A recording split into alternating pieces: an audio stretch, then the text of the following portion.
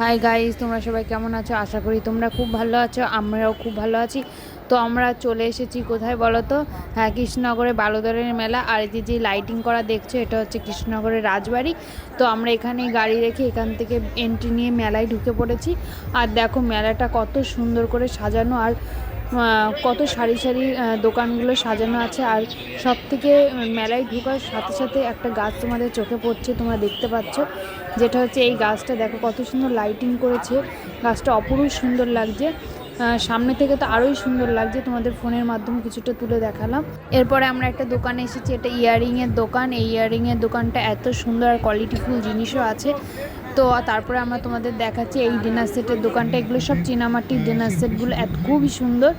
তারপরে তোমাদের দেখাচ্ছি কত মেলায় এত ভিড় হয়েছে, যেহেতু রবিবার ছিল।